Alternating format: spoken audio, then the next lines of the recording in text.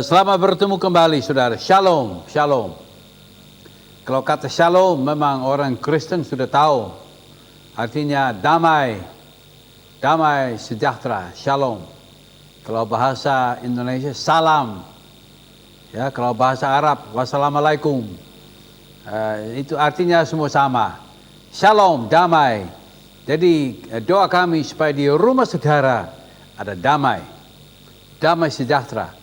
Dan kalau tidak, belum ada damai, ya doa kami supaya acara ini boleh membawa damai ke rumah saudara. Puji Tuhan, hari ini hari bahagia untuk kami di studio ini. Sebab ada dua sahabat Allah yang ingin kami memperkenalkan pada saudara. Yang pertama, namanya Kulci Nahwai. Seorang penyanyi akan menyanyi satu lagu yang berjudul Camkanlah. Kemudian seorang hamba Tuhan, seorang pendeta, namanya Hendra Zefanya dari jemaat atau gereja Kasih Karunia di kota Jakarta akan menyampaikan firman Tuhan.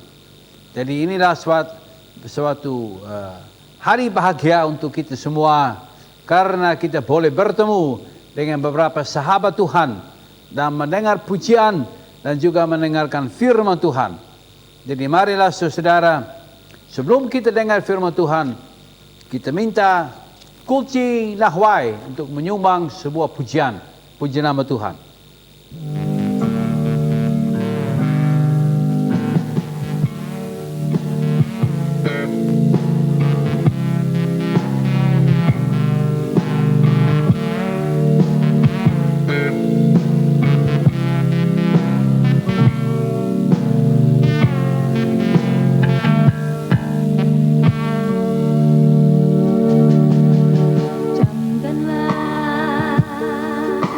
Betuaku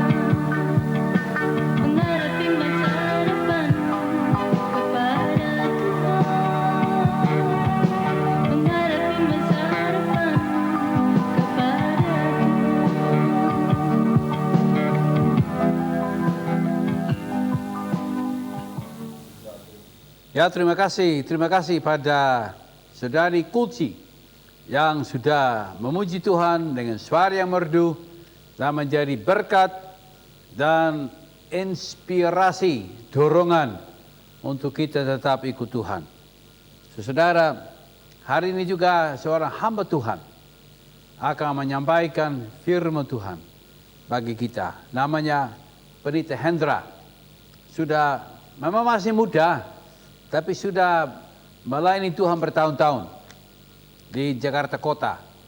Mempunyai jemaat kasih karunia. Dan Pak Hendra, Pendeta Hendra akan bicara pada kita tentang Filipi. Ayat Filipi, pasal 3 ayat 10. Jadi marilah saya ajak saudara-saudara sekalian untuk sungguh-sungguh meninggalkan segala kesibukan dan memberi perhatian pada Tuhan. Sebab sekarang ini Tuhan mau bicara pada kita. Marilah kita memberi perhatian penuh pada firman Tuhan melalui hambanya Pak Hendra. Senang saya bisa berjumpa dengan saudara dalam kesempatan ini. Nah, saudara-saudara, saya ingin mengajak saudara-saudara untuk kita sama-sama belajar dari kebenaran firman Tuhan. Yang pasti kalau kita mengetahui kebenaran firman Tuhan, maka kebenaran itu akan memerdekakan kita. Baik, sama-sama kita akan buka dalam Alkitab kita. Kalau saudara bisa buka Alkitab bersama-sama dengan saya, mari kita sama-sama baca dalam Filipi pasal yang ketiga, ayat yang ke-10, berbunyi demikian. Yang ku kehendaki ialah mengenal Dia dan kuasa kebangkitannya, dan persekutuan dalam penderitaannya, di mana aku menjadi serupa dengan Dia dalam kematiannya, supaya aku akhirnya beroleh kebangkitan dari antara orang mati. Nah, saudara, ada satu pengakuan yang diungkapkan oleh seorang rasul yang dipakai Tuhan secara ajaib dan luar biasa, yang namanya adalah Rasul Paulus. Rasul Paulus sangat dipakai Tuhan secara ajaib, dan dia punya satu kerinduan yang menjadi contoh dalam kehidupan kita, yang dikatakan dalam ayat yang ke-10, yang ku kehendaki adalah mengenal Dia.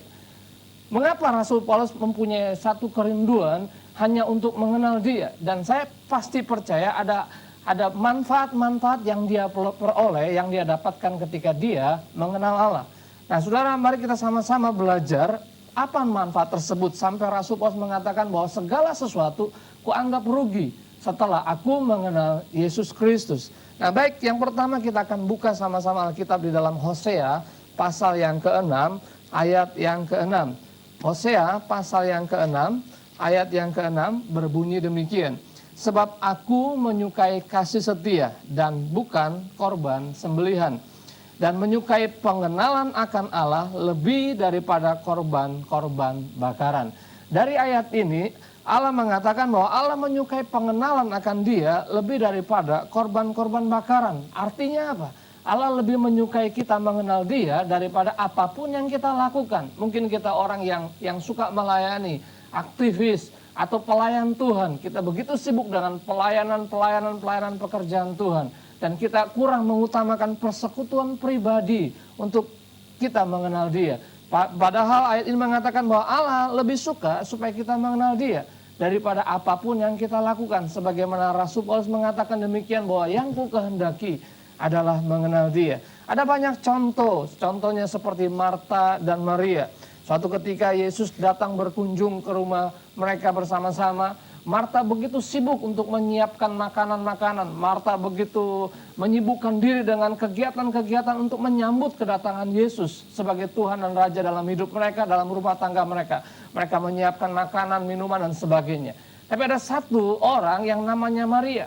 Maria mengerti bahwa Allah menghendaki bahwa dia harus mengenal Yesus lebih daripada apapun yang dia lakukan. Jadi Maria hanya duduk diam di kaki Yesus mendengarkan Yesus berkata-kata. Sampai suatu ketika Marta yang begitu sibuk dengan kesibukannya, dia mulai mengeluh, dia mulai menggerutu, dia mulai tanya kepada Yesus, Yesus, apakah engkau nggak peduli dengan aku? Sedangkan aku begitu sibuk, begitu kerja keras, sedangkan saudaraku, dia santai, dia duduk diam di kakimu dan mendengarkan engkau berbicara. Apa yang Yesus jawab? Yesus katakan, Marta, Marta, engkau terlalu menyibukkan dengan banyak-banyak persoalan, sedangkan Maria sudah memilih hal yang paling baik dalam hidupnya. Jadi dapat kita lihat di sini bahwa mengenal Allah merupakan satu prioritas yang paling penting dalam kehidupan kita. Apapun yang kita lakukan tanpa kita mengenal Dia, kita tidak ada artinya apa-apa. Itulah sebabnya Rasul Paulus dipakai Tuhan luar biasa. Dia tidak menghendaki dalam kehidupannya untuk menjadi terkenal, menjadi berhasil dan sebagainya. Tapi yang dia kehendaki, yang dia ungkapkan dalam ayat yang ke-10, yang ku kehendaki adalah mengenal Dia. Nah, kita lihat apa rahasia yang kedua, apa manfaat yang kedua. Sampai Rasul Paulus mau mengenal Allah lebih dari segala-galanya. Kita akan sama-sama buka di dalam Daniel pasal yang ke-11 ayat yang ke-32b. Kita akan sama-sama buka di dalam kitab Daniel pasal yang ke-11 ayat yang ke-32b yang saya akan bacakan demikian. Tetapi umat yang mengenal Allahnya akan tetap kuat dan akan bertindak. Firman Tuhan mengatakan umat yang mengenal Allahnya akan tetap kuat dan akan tetap bertindak. Ini melukiskan kehidupan Daniel, di mana Daniel mengenal Tuhan dengan benar. Sampai persoalan, pencobaan, masalah, aniaya yang datang kepada dia bertubi-tubi, bahkan hampir merenggut nyawanya. Dia tetap kuat, dia tetap bertindak, dia tetap kuat. Karena apa? Karena dia mengenal Allahnya. Nah, sama dengan Rasul Paulus. Rasul Paulus dalam kehidupannya ada banyak aniaya, ada banyak persoalan, ada banyak niat-niat jahat dari musuh untuk menghancurkan kehidupannya. Dan belum lagi serangan-serangan iblis yang menyerang dia, yang mau menghancurkan kehidupan dia. Tapi mengapa dia tetap berhasil dalam kehidupannya? Karena dia mengenal Allahnya. Jadi dalam kehidupan kita mungkin kita banyak menghadapi masalah, banyak menghadapi persoalan, banyak menghadapi tantangan. Kita akan menjadi kuat sesuai dengan janji firman Tuhan apabila kita mengenal Allah dengan benar. Nah, kita akan lihat yang terakhir, manfaat yang ketiga. Kita akan sama-sama buka di dalam Yohanes pasal yang ke-17 ayat yang ketiga. Yohanes pasal yang ke-17 ayat yang ketiga berbunyi demikian. Inilah hidup yang kekal itu, yaitu bahwa mereka mengenal Engkau satu-satunya Allah yang benar dan mengenal Yesus Kristus yang telah Engkau utus. Ada banyak orang Kristen, ada banyak orang percaya salah mengerti tentang hidup kekal. Mereka berpikir tentang hidup kekal itu adalah ketika nanti meninggal, lalu kita masuk ke surga dan kita bisa menikmati hidup yang kekal. Sedangkan firman Tuhan yang diucapkan oleh Yesus sendiri yang mengatakan bahwa inilah hidup kekal. Apabila mereka mengenal Allah satu-satunya, dan apabila mereka mengenal Yesus yang telah diutus oleh Allah. Jadi pengenalan akan Allah itu sangat penting dalam kehidupan kita.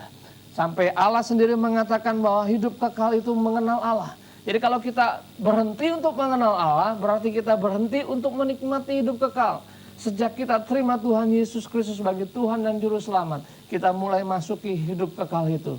Dan hidup kekal itu berarti kita terus mengenal Dia. Semakin hari semakin meningkat, semakin mengenal Dia, semakin mengenal Dia. Berarti kita terus dalam keadaan hidup kekal bersama-sama dengan Dia. Nah, Rasul Paulus mengatakan yang ku kehendaki adalah mengenal Dia. Yang ada 3 manfaat yang saya bagikan kepada saudara. Yang pertama, dikatakan mengenal Dia lebih penting dari apapun juga. Dari pelayanan, dari kegiatan yang kita lakukan, dari keberhasilan kita, dari kesuksesan kita. Lebih penting dari segala-galanya. Apakah saudara mengutamakan mengenal Dia atau melakukan hal-hal yang lain? Allah lebih menyukai mengenal Allah lebih daripada segalanya. Yang kedua, mengenal Allah akan menjadikan kita menjadi kuat, akan menjadikan kita menjadi tetap bertindak walaupun banyak tantangan. Seperti Daniel, ada banyak persoalan, dia harus menyangkal Allahnya. Kalau dia tidak menyangkal Allahnya, dia harus masuk ke dalam lubang singa, di mana singa-singa dalam keadaan lapar. Tapi karena dia mengenal Allah, dia berani untuk tetap setia kepada Tuhan dan dia harus masuk ke dalam lubang singa. Dan apa tahu saudara, dia keluar dalam keadaan yang tetap utuh. Karena apa? Karena dia mengenal Allah dan Allah menyertai dia. Yang ketiga, tadi kita sudah pelajari bahwa mengenal Allah merupakan hidup kekal yang mengandung arti kita punya persekutuan yang intim dengan Dia setiap hari.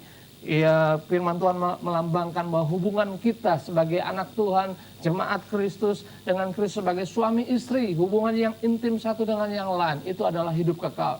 Jadi kalau saudara sebagai orang percaya yang mengatakan bahwa saudara orang Kristen, tapi kalau saudara tidak punya hubungan yang intim dengan Tuhan, tidak mengenal Tuhan dengan benar, berarti saudara belum tentu bisa menikmati hidup yang kekal. Sampai Rasul Paulus mengatakan, yang ku kehendaki adalah mengenal Allah dengan benar. Nah, dalam kesempatan ini, saya ingin mengajak saudara-saudara untuk kita sama-sama berdoa, untuk kita sama-sama menyadari bahwa Allah mau supaya Dia dikenal oleh kita. Kita mengenal Dia dengan benar. Saya mengajak saudara untuk berdoa supaya kita semakin mengenal Dia. Mari kita sama-sama berdoa. Bapa kami yang bertata di dalam kerajaan surga, kami bersyukur dan berterima kasih Tuhan atas kebenaran firman Tuhan yang menyadarkan kami bahwa kami harus mengenal Engkau Tuhan, yang merupakan menjadi satu kerinduan dalam hati kami, di mana Rasul Paulus telah menjadi teladan bagi kami, bahwa di dalam kehidupannya yang dia kehendaki bukan keberhasilan, bukan kesuksesan, atau apapun, tapi dia menghendaki adalah mengenal Engkau. Tuhan, biarlah ini menjadi satu kerinduan juga dalam kehidupan kami, karena kami sadar bahwa Engkau lebih menyukai kami mengenal Engkau dari apapun yang kami dapat lakukan untuk Engkau. Tuhan, karena mengenal Engkau menjadikan kami menjadi kuat. Kami sadar di dunia ini ada banyak tantangan, ada banyak halangan, rintangan, masalah, persoalan. Tapi kalau kami mengenal Engkau Tuhan, kami akan menjadi orang-orang percaya yang tetap kuat dan hidup berkemenangan. Dan juga Tuhan, mengenal Tuhan menandakan arti bahwa kami hidup di dalam hidup yang kekal. Yesus sendiri mengatakan demikian. Oleh karena itu Tuhan, dalam kesempatan ini beri kerinduan dalam hati kami, supaya kami rindu mengenal Engkau dengan benar. Bapa, hamba berdoa Engkau memberkati para pemirsa, biar mereka juga punya kerinduan yang sama seperti Rasul Paulus untuk mengenal Engkau dengan benar. Di dalam nama Tuhan Yesus Kristus kami mengucap syukur, kami berdoa.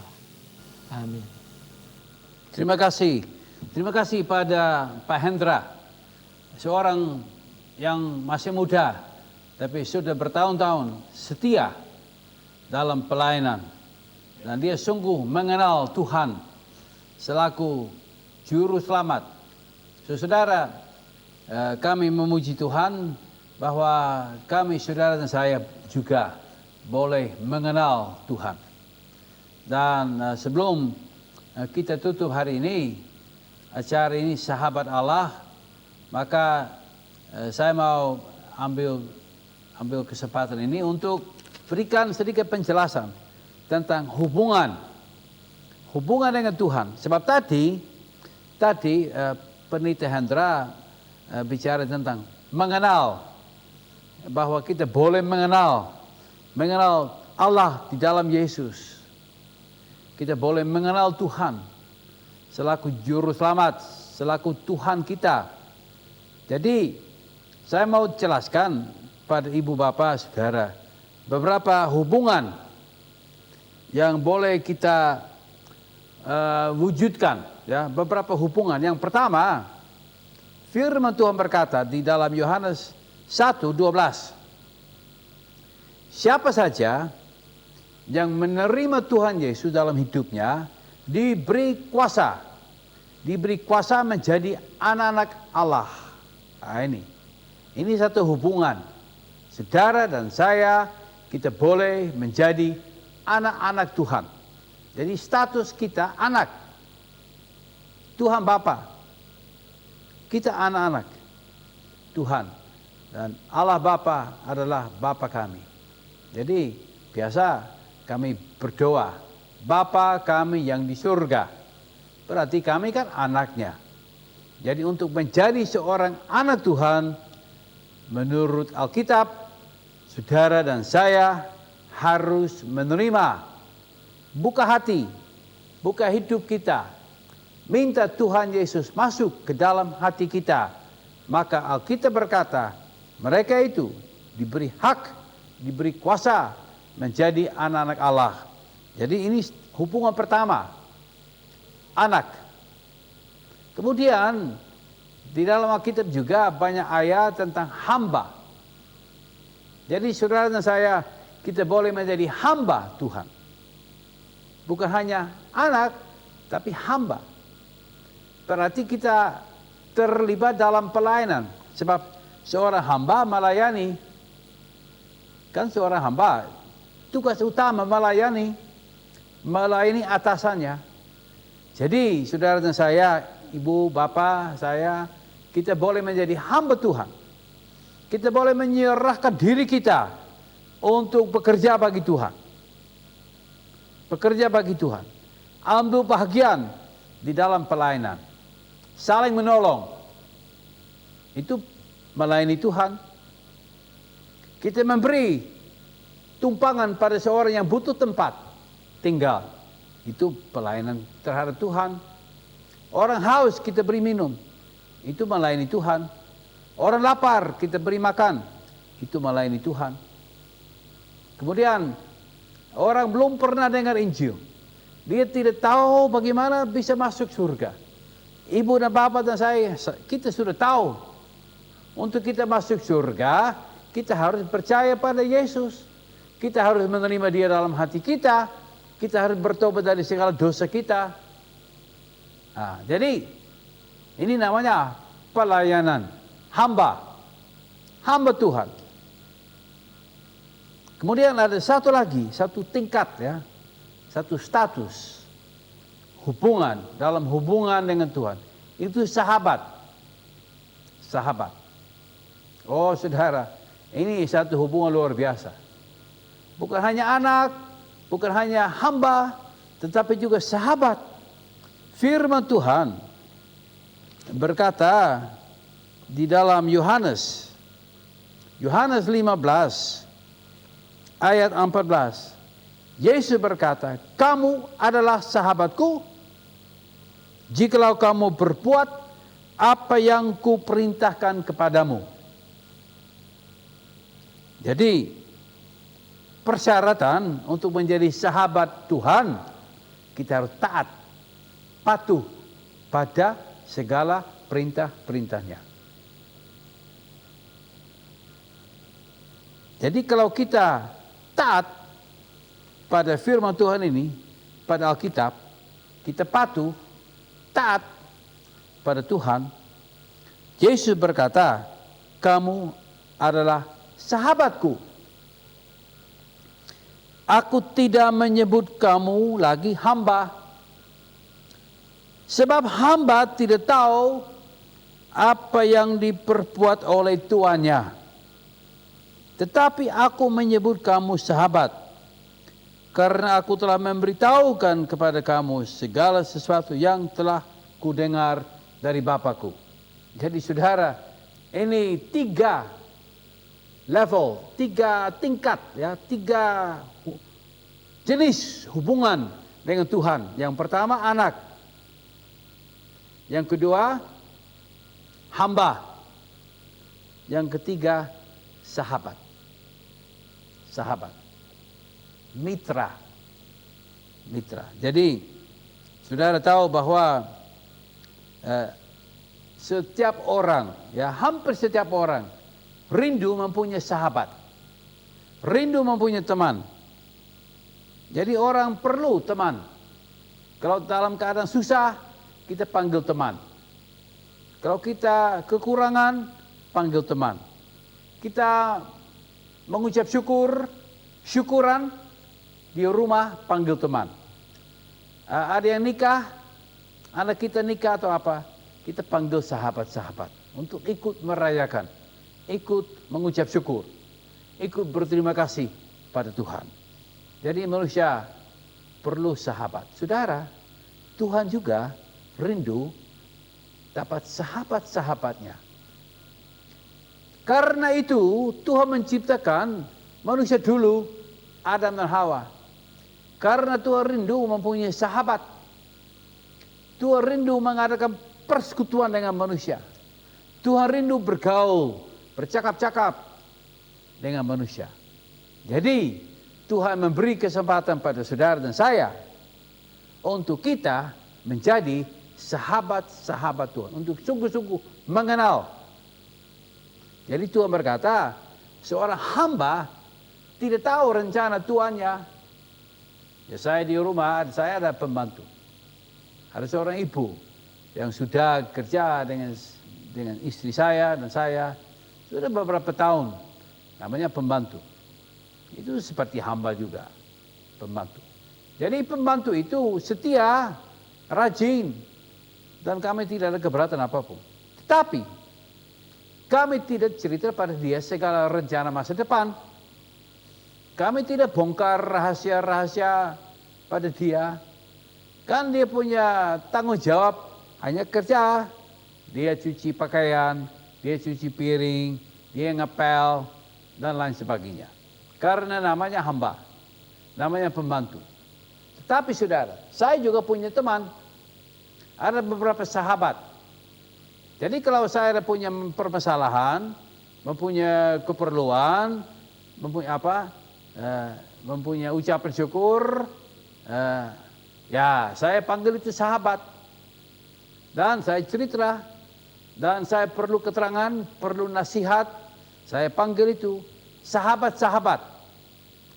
Karena ini bisa buka rahasia, bisa buka hati, bisa sampaikan segala-galanya, namanya sahabat. Dan seorang sahabat, Alkitab berkata, seorang sahabat menaruh kasih setiap waktu dan menjadi seorang saudara dalam kesukaran. Seorang sahabat menaruh kasih setiap waktu dan menjadi seorang saudara dalam kesukaran. Saudara, ini sahabat yang menjadi teman di dalam kesukaran. Nah, biasa teman-teman kalau uang habis, teman juga habis. Saudara banyak uang, banyak teman. Tetapi saudara seorang sahabat, itu tidak ada hubungan dengan uang. Saudara kaya atau miskin, saudara kaya atau bangkrut, itu sahabat akan tetap menjadi sahabat. Sebab firman Tuhan berkata, seorang sahabat menaruh kasih setiap waktu dan menjadi seorang saudara dalam kesukaran. Nah, ini saudara, Tuhan Yesus mau supaya saudara dan saya menjadi anaknya, menjadi hambanya, dan menjadi sahabatnya.